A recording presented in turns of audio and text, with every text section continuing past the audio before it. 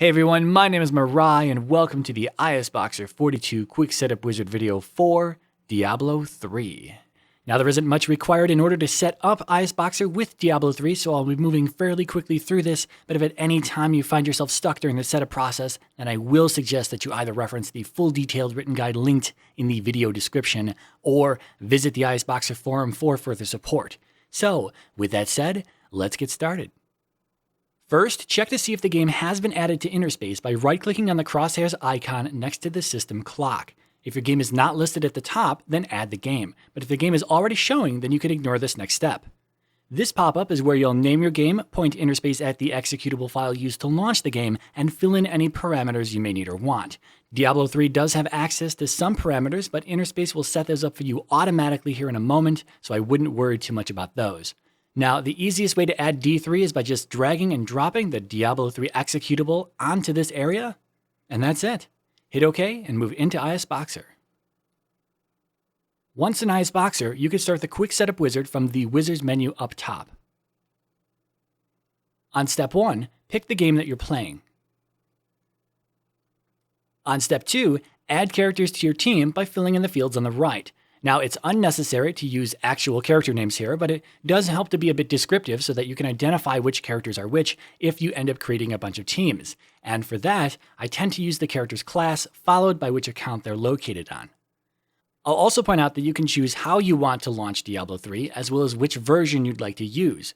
You can choose to use the Blizzard launcher, or you can skip it altogether and directly launch either the 32-bit or 64-bit versions. The choice is yours. On step 3, go ahead and give your team a name. On step 4, pick a layout for your game windows. The drop-down at the top has a bunch of presets, and there are some options along the right-hand side for you to play with as well. Normally, for beginners, I'd recommend just leaving those alone for now and going with a basic layout from the drop-down, but I'm going to point out that if you choose a layout which uses regions that aren't of a standard resolution or aspect ratio, then there may be an extra step required after you launch your game clients, and I'll go over that once we're there. On step 5, set the foreground and background frame rates of your game clients and choose how you want to assign them to your CPU's cores or threads. Now, the defaults on this page are likely going to be just fine for getting started, but I'm going to point out that the default background and foreground frame rates for Diablo 3 are both set to 30. This is because while multiboxing, the game benefits from similar frame rates between each game client since your input is being mirrored. Normally, you'd aim for something higher, like 60-60, but that can be quite stressful on hardware if you're running a full party of 4 characters, so the defaults have been dropped down to 30-30. Feel free to adjust this to 60-30 if you'd like, but if you find that you're having issues keeping your characters in sync, then you should try reverting that change. Now, for those of you with displays that have a higher refresh rate, you'll just have to see what works best for you and your setup, but the same rule of using similar frame rates across each game client still applies regardless. On step 6 is where you can configure some basic hotkeys, as well as choose whether or not you would like broadcasting to start enabled when you launch your character set, which is personal preference. Now, the hold to control keys can be configured now or at a later time, but these keys can be used to take direct control of a specific character when necessary. It might be difficult to understand exactly how these work without seeing them in action, but I do demonstrate it a bit later in the video. So, hit finish and you're done. Now, first, I'd like to give a quick overview of IceBoxer before finally jumping in-game. So, in IceBoxer, the general workflow is that you'll click on something in the upper left pane, which will normally populate the lower left pane with information, and if there's something to click on down there, clicking on it will then populate the lower right pane with additional information as well. There are many settings in IceBoxer, and it can seem overwhelming, but you'll probably only use a fraction of them until you have a better understanding of the program itself, and that is entirely expected. Now, the 2 areas of ISBoxer that I'd like to talk about briefly are key maps and character sets. When playing Diablo 3, you probably won't be doing a lot with key maps and mapped keys, so I'm just going to point out that if you want to adjust the hotkey of any mapped key, you can simply locate it, select it, and then adjust the hotkey over in the lower right. A hotkey is an ISBoxer key binding, and it's the key or button that will need to be physically pressed in order to execute the actions within a mapped key. So this is how you can set the majority of hotkeys that IceBoxer uses. However, I do recommend leaving everything as default for now so that you can better follow along with the remainder of the video, since I will be referencing the default hotkeys. Now, under the character set section is where your teams reside, and when selecting a particular character set, you can see that there is a list of slot numbers assigned to each of the characters you recently added. This is the order in which you should log your characters into the game, because deviating from this is something that might cause some functionality to break depending on your configuration. ISBoxer doesn't know anything beyond what you tell it, and here is where you're telling it which characters belong to each slot. Character set slots launch in numerical order and are generally tied to the regions within your window layout. Now, what's also configurable in your character set is the in-game ISBoxer GUI toggle hotkey, which toggles the in-game GUI on and off, as well as the video effects focus hotkey, which will allow you to swap your focus to a game client by clicking on its video effects viewer using this key combination. And if you chose to enable it, the broadcasting starts enabled setting will be here at the bottom of the character set options if you need to adjust it in the future. Finally, under each slot of the character set is the option to tweak the frame rate limiting and CPU core assignment of each individual character. Otherwise, you can use the CPU strategy wizard located under the wizard's menu up top to apply settings to the entire character set at once. So, with all of that said, every time you make a change in IceBoxer, you will need to export its settings over to Interspace in order for them to take effect. And that is what we need to do right now before we can move forward. So, go to File, and choose to export. If IceBoxer prompts you about making changes to frame rates, windowed modes, or anything like that, then I would suggest agreeing to them, as it's just trying to enforce some compatibility settings. Now, after you've successfully exported, right-click on the Interspace crosshairs icon in the notification area and launch your character set. If you chose to use the Blizzard launcher, then when launching your character set, you will be greeted with one and only one launcher at a time. At this point, you'll need to log into the account for the character set slot in which you're launching, then start the game and completely shut down the Blizzard launcher. A second launcher will then appear, check that the account name is correct, and if so, continue to launch the next character set slot in the same manner.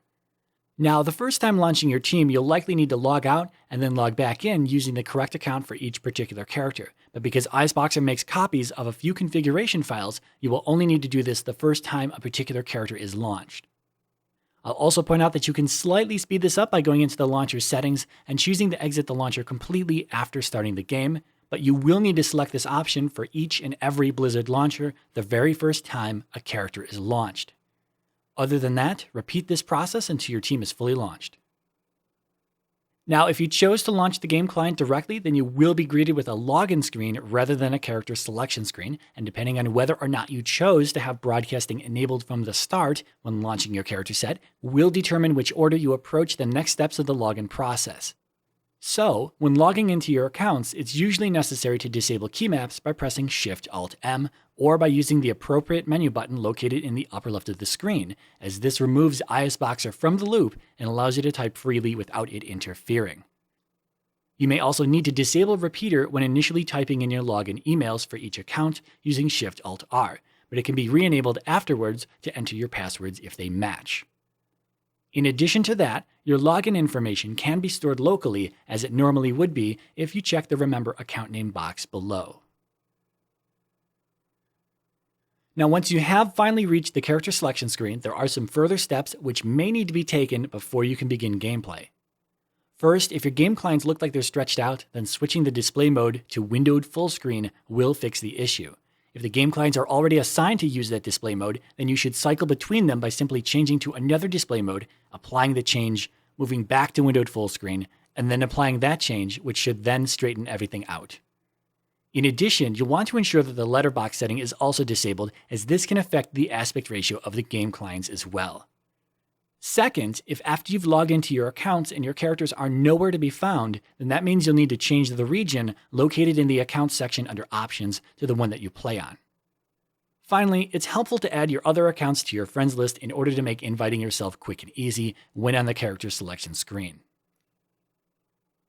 Alright, so the quickest way to get started is, with Repeater disabled, open up your friends list and invite your other characters into a party.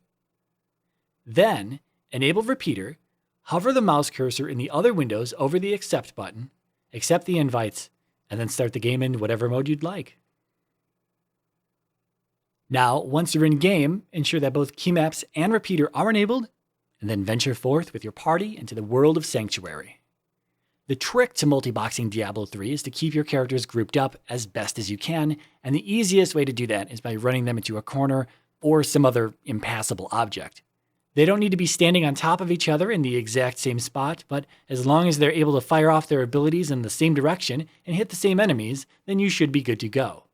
If you have mismatched movement speed across your team from bonuses through buffs, equipment, or paragon points, then those will quickly lead to unwanted separation of your party members.